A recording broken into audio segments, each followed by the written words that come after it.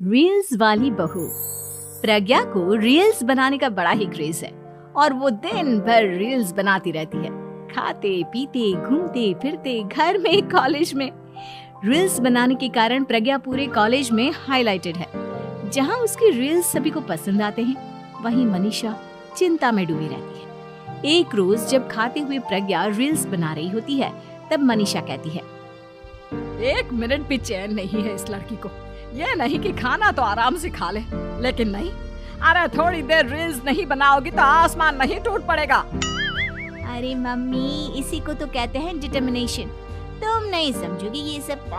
हे भगवान, इस लड़की को सद्बुद्धि दे। जब देखो तब टेढ़ा बाका मुंह बनाती रहती है। मनीषा की बात का प्रज्ञा पर जरा भी असर नहीं होता और वो खाते खाते रील्स बनाती रहती है। दिन बीतने लगते हैं और देखते देखते प्रज्ञा का कॉलेज भी खत्म हो जाता है। आए दिन कोई ना कोई मनीषा को प्रज्ञा की शादी करवाने का सुझाव दे जाता है। सब ठीक ही कहते हैं, प्रज्ञा की शादी कर देनी चाहिए। अपने घर के काम काज में व्यस्त हो जाएगी तो खुद ही ये रील्स और नाच गाना बंद हो जाएगा। मनीषा और प्रेम प्रज्ञा के लिए एक अच्छा लड़का ढूंढने लगते हैं और तभी विकी का रिश्ता प्रज्ञा के लिए आता है, जिसने प्रज्ञा को उसकी रील्स देखकर पसंद कर लिया था। अगले दिन विकी अपने माता पिता के साथ प्रज्ञा के घर पहुंच जाता है और प्रज्ञा साड़ी पहने हाथों में चाय की ट्रे लिए उनके सामने आती है। जब विकी को पसंद है तो हमें भी बहू पसंद है। बहन जी, आप बारात की तैयारी कीजिए। एक बार लड़का लड़की अकेले में बात कर ले तो अच्छा रहेगा। हाँ हाँ, क्यों नहीं। मनीषा विकी को प्रज्ञा के कमरे में भेजती है, जहां प्रज्ञा पहले से ही रील्स बना रही होती है। तभी विकी कहता है, आ गए आपके साजन जी। हमारे साथ ये रील्स कंप्लीट करती तो और भी अच्छा रहता। अच्छा जी, अब आ ही गए हैं तो बना ही लेती हूँ आपके साथ। दोनों मिलकर रील्स बनाते हैं। जब वी मीट और तुरंत पोस्ट भी कर देते हैं। फिर विकी कहता है, जब आप साड़ी में चाय लेकर आए तब मुझे लगा कि कहीं मैं गलत घर में तो नहीं आ गया। अब सही है। दोनों की शादी पक्की हो जाती है और शादी के दिन भी प्रज्ञा रील्स बनाने से चूकती नहीं। यहाँ तक कि बारात के समय भी नाचते हुए रील्स बनाती है। सभी लोग प्रज्ञा की तारीफ के फूल बांध देते हैं और प्रज्ञा नाचती गाती अपने ससुराल चली जाती है। सब कुछ अच्छा चल रहा होता है। प्रज्ञा यहाँ भी दिन भर हर चीज की रील्स बनाती रहती है। लेकिन कुछ दिनों के बाद जब सुनीता कहती है, बहू, ये रील्स के साथ साथ कुछ काम भी कर लिया करो। वैसे तुझे और क्या क्या बनाना आता है? मम्मी जी, वैसे तो सब कहते हैं कि मैं सब कुछ अच्छा बनाती हूँ, लेकिन मुझे लगता है कि मैं मैगी अच्छा बना लेती हूँ।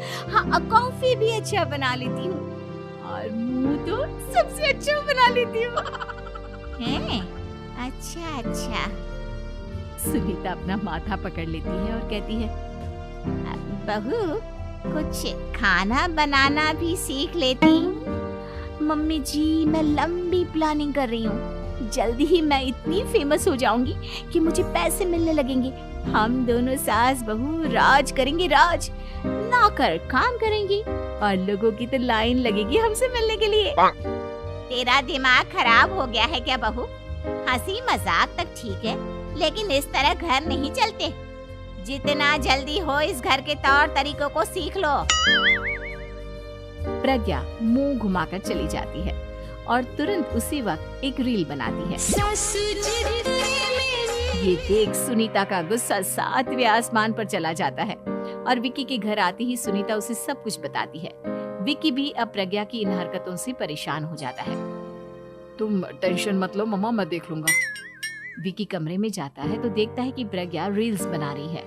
विकी बड़े ही प्यार से प्रज्ञा से कहता है, प्रज्ञा, इन सब के लिए मैं तुम्हें मना नहीं कर रहा हूँ, लेकिन फिर भी हर वक्त तो ये अच्छा नहीं लगता ना।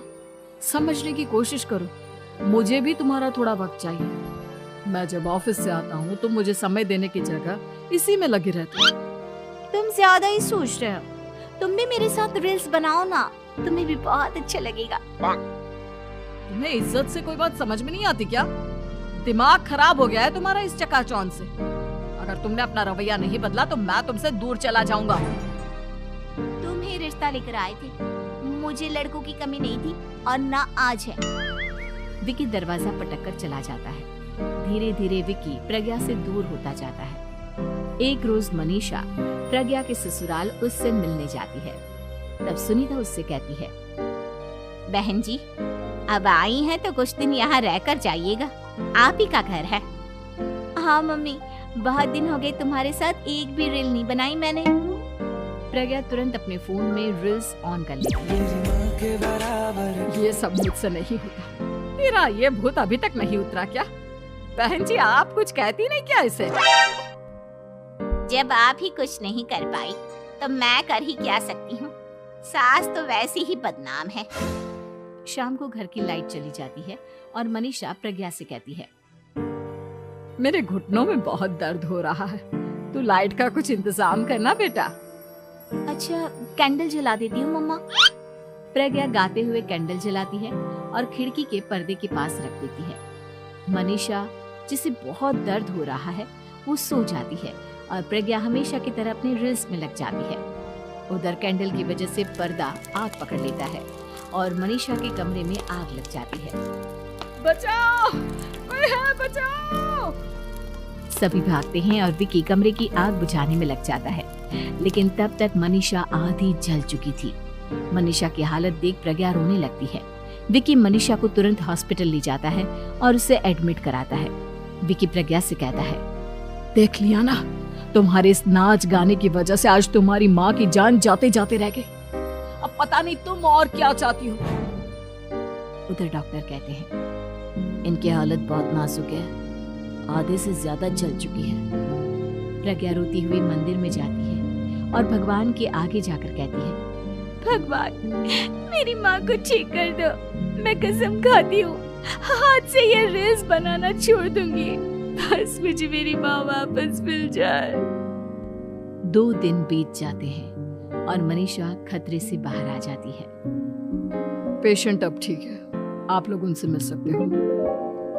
सब कोई मनीषा से मिलता है और प्रज्ञा सबके सामने अपना फोन तोड़ देती है। मुझे माफ कर दो मम्मा, मैंने तुम लोगों की बातों को नजरअंदाज किया। बेटा कोई भी चीज जरूरत से ज्यादा खराब है। मैंने तुम्हें रील्स बनाने से कभी मना नहीं किया, लेकिन हर वक्त एक ही चीज तो सही नहीं है। मैं समझ गई हूँ मम्मा, आई एम सॉरी। प्रज्ञा उस दिन से रील्स बनाना छोड़ देती है और पूरी तरह से अपने घर में लग जाती है।